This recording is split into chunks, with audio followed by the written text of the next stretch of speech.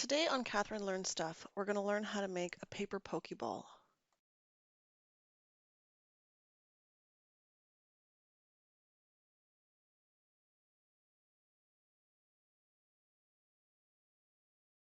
When you upload my Pokeball SVG into Design Space, all of the pieces are going to be set up as cut pieces. So what you have to do is you need to go into your layers, so turn on your layers, and you'll notice that each piece is specifically broken into their own wedges. So what you're going to want to do is you're going to want to select all the cut pieces that are sort of the triangles and the rhombus shapes. You're going to go into Edit. You're going to change from Basic Cut into a Score. And then once that is set up, you'll need to make sure you go under Actions and that you attach the whole. You'll want to grab the whole piece so that you've got the outline cut and the score pieces, and you're going to make sure that you attach them all. You'll need to repeat this step for all of the wedges. And once they're done, you'll be able to send the design into Make It and then cut and score the whole thing.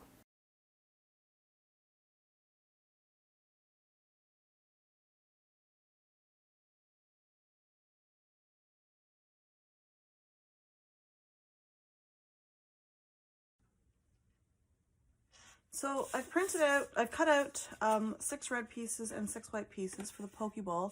And you can see here, I've already scored it with my Cricut so that I don't need to worry about scoring it manually. And what I'm going to do is with all these 12 pieces, I'm just going to fold it on the edges and then make each piece into a part of the circle.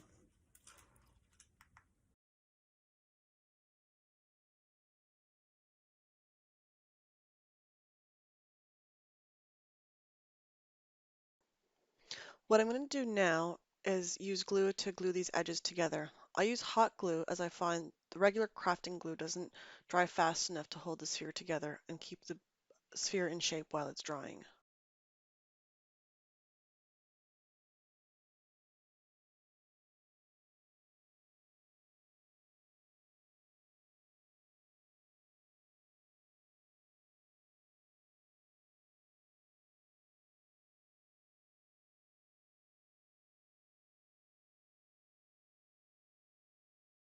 What I'm going to do now is I've got these 2 pieces that go around the whole body, so I'm going to glue them on the one side only. So they're going to be glued about halfway down on the red side here, so that they have enough space to come up to reach the top white side to let the ball sit within it.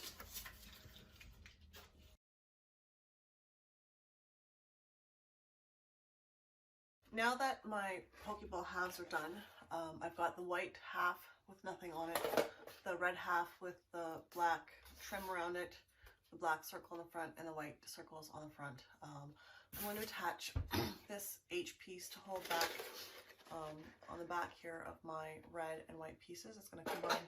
It's going to be what sort of I'm using as my hinge to hold them together. So I'm just going to use some hot glue to glue them together.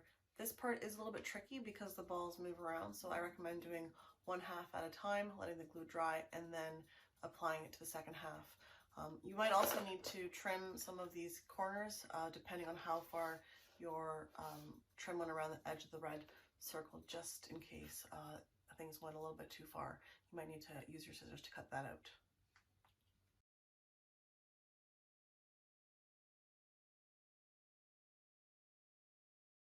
So the last little bits that we have to do is we have to attach this circle, which is like a donut, onto the Pokeball to hold it closed.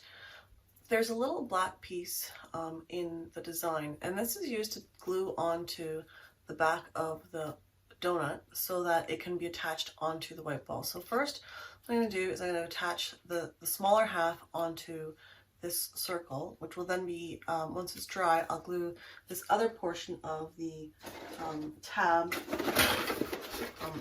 onto the Pokeball so that it kind of comes as a flap. So it'll be a little bit into this area here, so it'll flap closed and flapped open, so in this area. So it'll take a little bit of maneuvering to get the exact location, and then that should be the end of our gluing experience.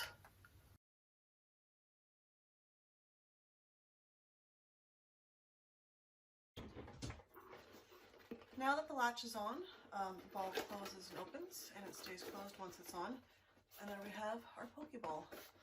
So all that needs to happen now is we need to put a Pokemon inside and it's ready to go.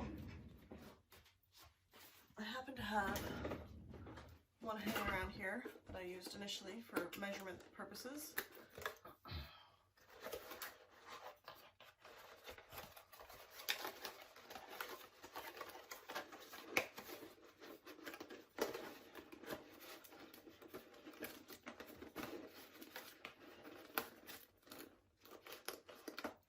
Now our Pokemon is trapped.